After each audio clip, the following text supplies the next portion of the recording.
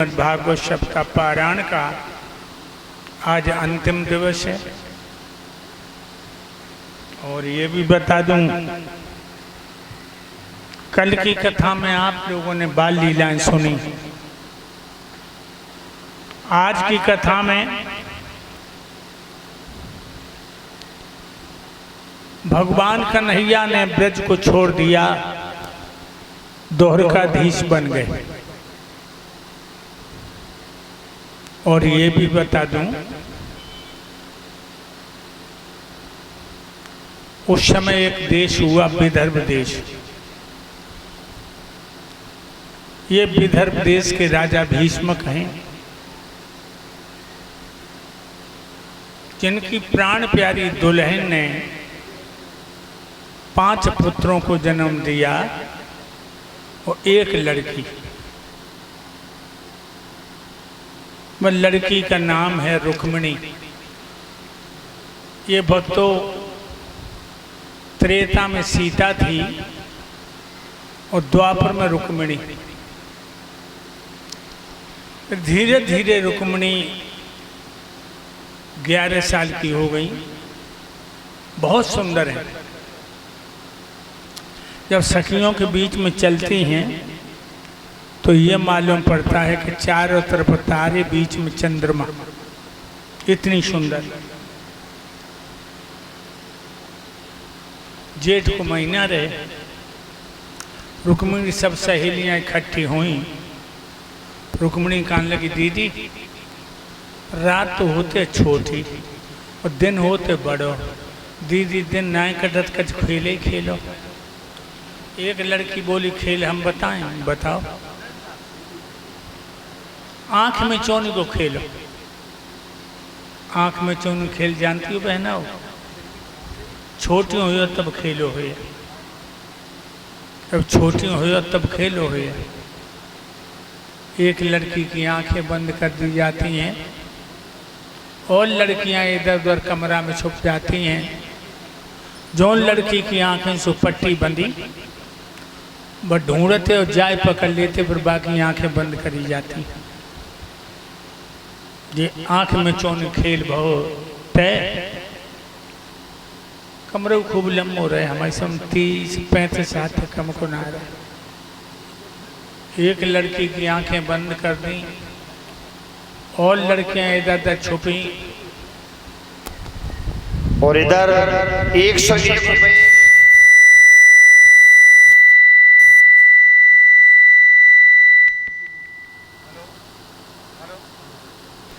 जैसा ही कर। हेलो, इधर श्रीमान शिवलाल यादव जो गंगा पार के रहने वाले हमारे गुरुदेव जी को पहले 101 रुपए से सम्मान करके कही थे, भगवान सद्बुद्धि प्रदान करें। भाइयों, रुक्मिणियों देखा देखी छुपी, लेकिन रुक्मिणी को बदन सूरज की तरह दमक रहो। जो लड़की की आंखें से पट्टी बंदी हुई, रुक्मिणी को पकड़ ले कर। और लड़कियां ठिठोली में कहने लगी, अरे रुक्मिणी तू सब खेल बिगाड़ रही है, खुद पकड़ जा तो हमें पकड़ा देती। अरे पगली, जब चंद बदन पे पर्दा कर, तूने तो अंधेरी रात में दोपहर कर दे दिव्य ज्योति को फैला कर। तो रुक्मिणी कहने लगी, दीदी ये तो हमने माना दीदी, मुँह में सुंदरता भरपूर है। ये तो महिमा राम की जम, हमरा क्या कसूर है। ये तो महिमा राम की जम, हमरा क्या कसूर है। ये तो महिमा राम की जम, हमरा क्या कसूर है। ये तो हमने माना दीदी, सुंदरता भरपूर है। ये तो महिमा राम की जम, हमरा क्या कसूर है। ये तो महिमा राम की जम, हमरा क्या कसूर है। ये तो महिमा राम की जम, हमरा क्या कसूर है। खेल बंद हो गया। सब लड़कियां अपने अपने घर चली गई, रुक्मिणी अपने घर गई, अता पिठारी है गई। ऐसे रह गए गली। वह गली में देव ऋषि नारद बीड़ा बजा जाए और बड़ो मीठो गीत गा जाए। अब रुक्मणी अटा पर खड़ी वो गीत सुनने लगी। कौन गीत गाए रे?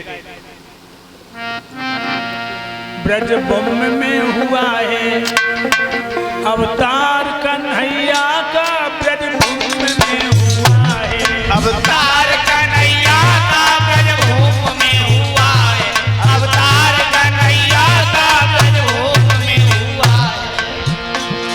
ब्रज भूमि में हुआ है अवतार कन्हैया का, सौभाग्य जिसने पाया दीदार कन्हैया का, सौभाग्य दीदार कन्हैया का, सौभाग्य जिसने पाया अवतार कन्हैया का, सौभाग्य जिसने पाया। और लखीमपुर वाले मेरी मानो या ना मानो, तन मन से हो गया है आधार कन्हैया का, तन मन से हो गया है। गुरुदेव कन्हैया के तन मन हो गए हैं, गुरुदेव कन्हैया के तन मन हो गए हैं।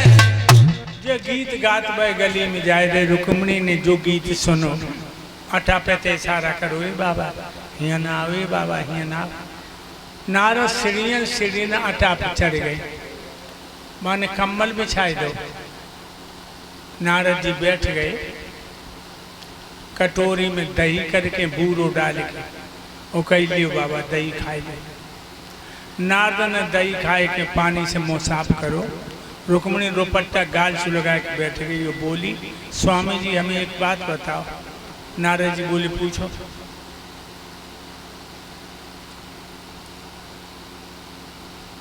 ये गीत कौन को गाए रहे? देव ऋषि नारद बोले बेटी ब्रज में भगवान कन्हैया ने जन्म लो है और जाने प्रभु के दर्शन कर ले, बाकी कई जन्म के पाप नष्ट है गए। रुक्मिणी बोली एक बात और बताओ, पूछो। अब कन्हैया कहाँ रहते हैं? जवाब दिया बेटी अब वो ब्रज को छोड़ गए, द्वारकाधीश हैं, द्वारका के राजा हैं। रुक्मिणी बोली एक बात और बताओ, पूछो। उनको ब्याह होगा, उनकी शादी हो गई। देव ऋषि नारद कहने लगे बेटी उनके बड़े भैया बलराम की शादी हो गई और श्याम की शादी ना भई। जो रुक्मिणी सुनी कन्हैया की शादी ना भई, मन ही मन में संकल्प कर लिया क्या? श्याम न मिले तो मैं जोगिन बन जाऊंगी, श्याम न मिले श्याम जाऊंगी, श्याम न मिले मैं जोगिन बन जाऊंगी, श्याम न मिले मैं जोगिन बन जाऊंगी, श्याम न मिले जोगिन बन जाऊंगी, जोगिन बन जाऊंगी और सारी उमरिया की रोगिन बन जाऊंगी, श्याम न मिले सारे जाऊंगी, सारी उमरिया में जोगिन बन जाऊंगी, श्याम न मिले जोगिन बन जाऊंगी, श्याम न मिले। संकल्प कर लिया। कह तो मेरे गले में बहियां पड़ेगी भगवान कन्हैया की, या सारो जीवन कुआरे गुजार दूंगी। ये रुक्मिणी की मैया ने देखो कि रुक्मिणी की चाल कछु इशारा कर रही है। और भक्तों एक बात और